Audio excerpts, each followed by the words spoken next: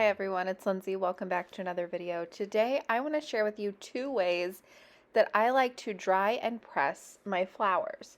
Now these are flowers and leaves I find in my yard or things that I just buy very cheaply. And then I like to press them down and save them for my craft projects. So the first thing you're going to need is obviously some leaves or some flowers, something from your garden. So I've got a couple of hydrangea stems here. These bloomed. Then I've got some leaves. I got some evergreen leaves. These are from bushes in my yard.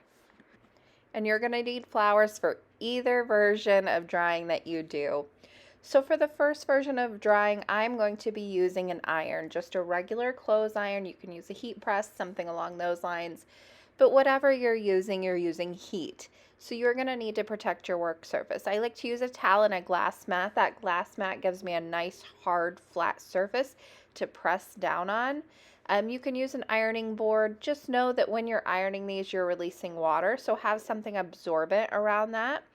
You also need some parchment paper. This is going to protect your iron and protect your flowers, those delicate petals, from the heat that you're putting on them, and allow it to just release the water instead of burn up and become crunchy. So just a piece of parchment paper, two of them actually, one for the bottom, one for the top. Now, as I'm cutting my parchment paper in two, the size you're going to need is really dependent upon the flowers. You can do more than one flower at once. You can do one at a time. It really is up to you. So just get a piece large enough to where you can move around a little bit, because some of these spots will get wet when they release the moisture. But as I tell you this, I do have to say that this is not my favorite way to dry flowers. This is by far the fastest that I have here listed today, but it's not my favorite. So I only do this in a pinch. But I did want to share it with you because it is very fast and it's very instantaneous. Now, whenever you're pressing and drying these, think about what you're using them for. If you're framing this piece, by all means, do it as one piece, but I myself am using these for paper crafting projects, so I need my flowers to be smaller. So I like to go in with scissors and cut up the pieces I'm using here.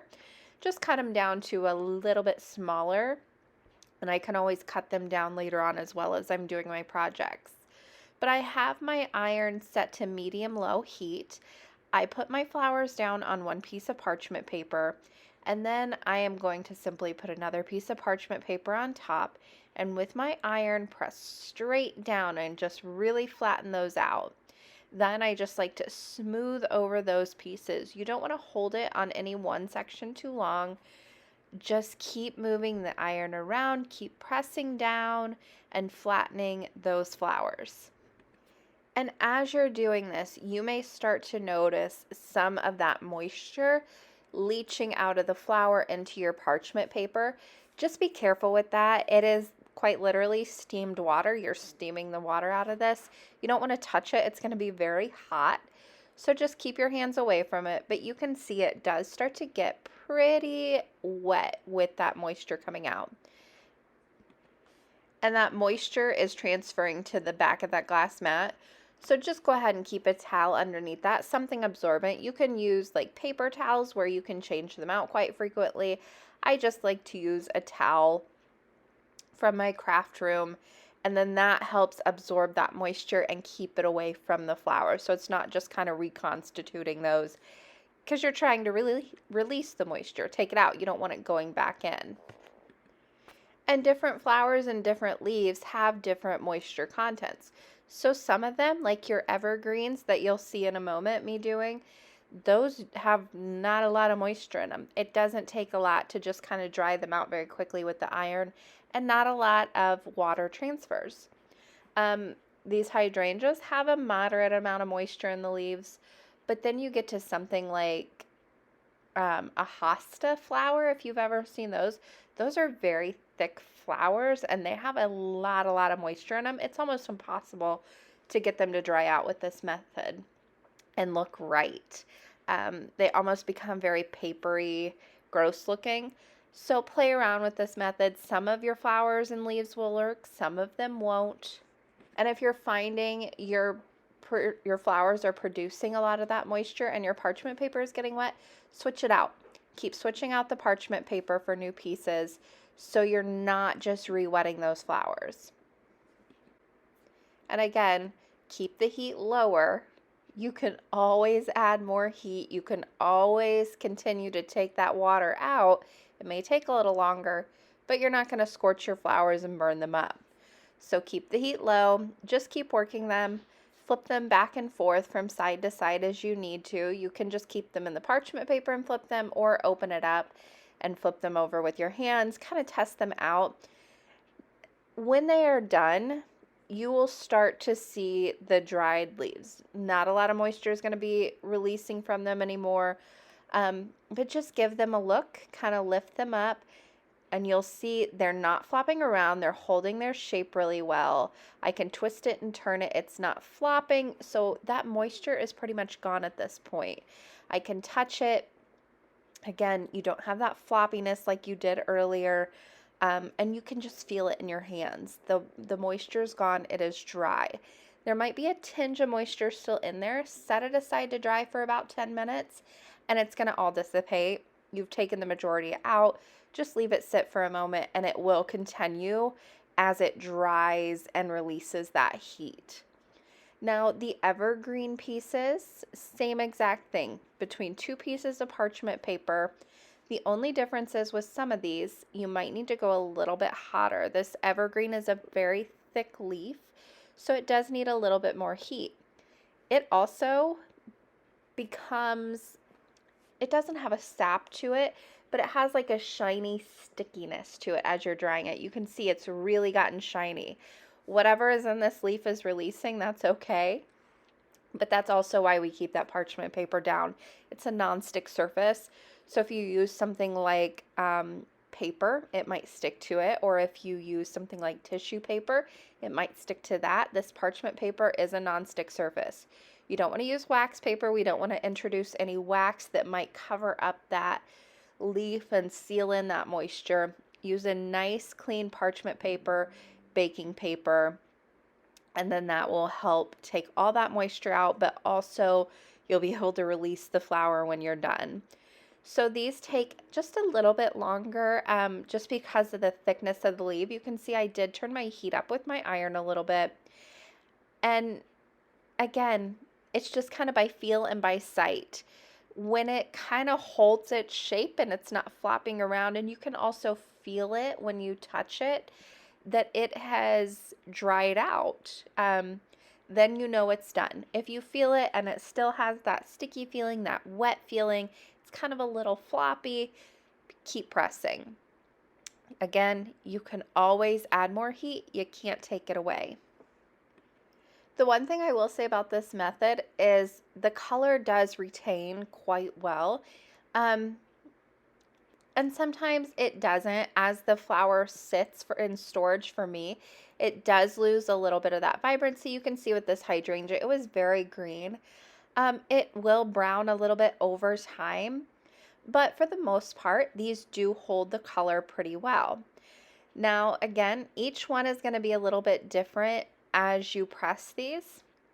For the leaves, they don't take near as long, but they're also a little bit more finicky just because of the shape they have in the stems. You can choose to leave the stems on these, or you can snip them off.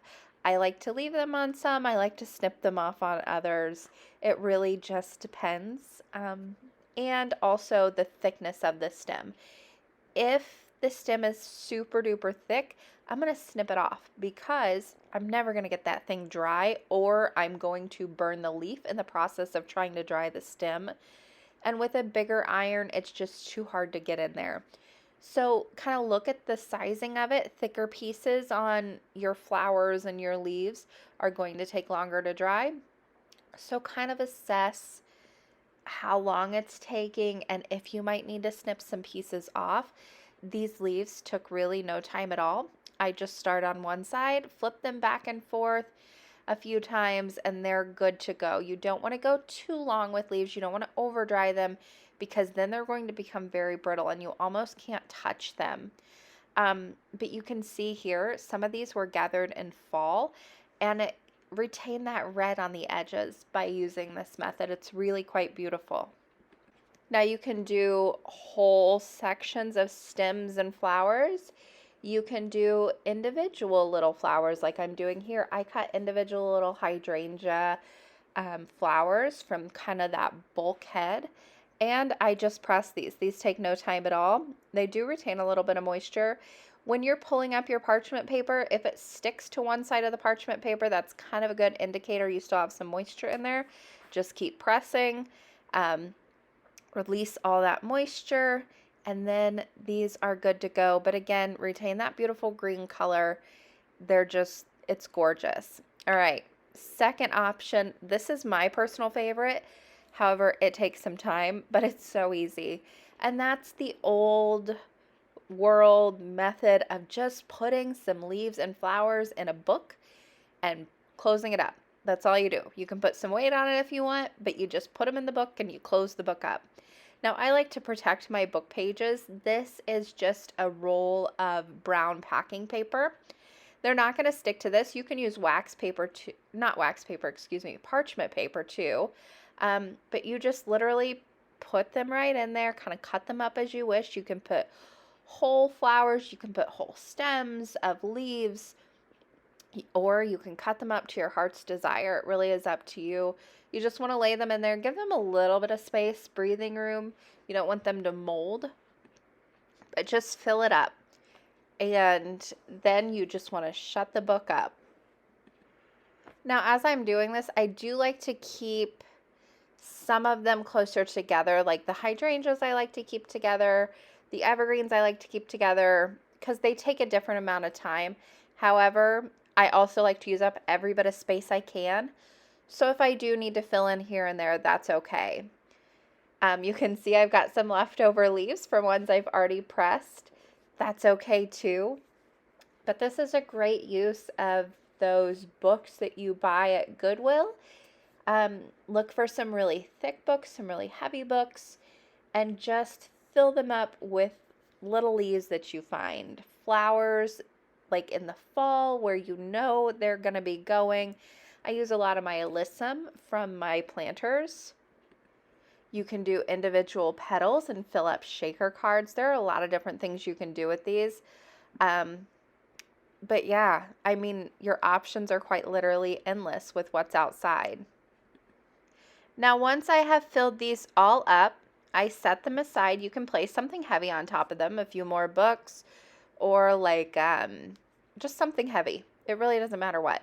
A cinder block if you want, but set them aside to dry for a few weeks. And then when you open them up, they'll magically be different flowers. But no, these are just ones I did previously. I emptied out my books and then I filled them with other things because this does take a little bit of time to dry. It takes a few weeks at the least. It can take longer to, I just set them and forget them. I kind of do this yearly as my flowers are losing their steam in the fall and it's starting to get colder, or I cut off a few here or I prune some there. I just tuck them in books and then I go back and I find things that I forgot I had. But as I'm pulling these out, you can see these retain their color really, really well. Because it's such a slow process, you don't have any weirdness on the leaves. You can do really tiny, small things with this method where the iron doesn't work that great. Like these clovers are not something I would try with my iron. They would become way too brittle. But in a book, they work beautifully and they look beautiful when they come out. So picking little clovers works great. What other people would consider weeds. I love to get those little yellow flowers from the yard, throw them in a book before my husband kills them all with our weed and feed. But even with this method, you can do those teeny tiny little delicate flowers that you see here. And these are beautiful in your paper crafting projects, on cards. Clovers are great around St. Patrick's Day or in the springtime. Just a lot of fun, or a good luck card even. These little clover flowers dry beautifully. It all dries beautifully with this method. That's why it's my favorite. The only downside of this one, of course, is it takes time. Which, if you don't have time and you need it right now, by all means, use the iron method. But for me, this is my preferred method. And again, whenever I'm doing this, I do quite a lot at once and then I store them. And I'll show you how I store them in a moment. But this way, I always have some ready to go. I can kind of dig and find what I need to find. But again, big, little, it all works with this method. The only thing I will say about this method in particular is do protect your books. If they are ones you want to use, whether it be in your paper crafting or in your, you want to read them, then you do need to protect those pages a little bit. But here are some of those that I was able to dry. I've got some polka dot plant leaves. Those are absolutely gorgeous. I use those up whenever it is done in the summer, and it absolutely keeps those polka dots on there. It's just gorgeous. Now, whenever I'm done and I've pulled them all out, I store them just in this little bin here. I kind of separate them with pieces of paper or paper towels. That paper towel in there kind of will help absorb the moisture. If there's any residual moisture left, you can also throw in some silica packets that you find in your packaging. Like if you buy a new purse or something along those lines, throw a few of those in there just to help grab that extra moisture in the air. But here are some of the ones that I have dried. I mean, I've got all sorts of bits in here, and it's just a lot of fun whenever you're working on a project to kind of dig through this.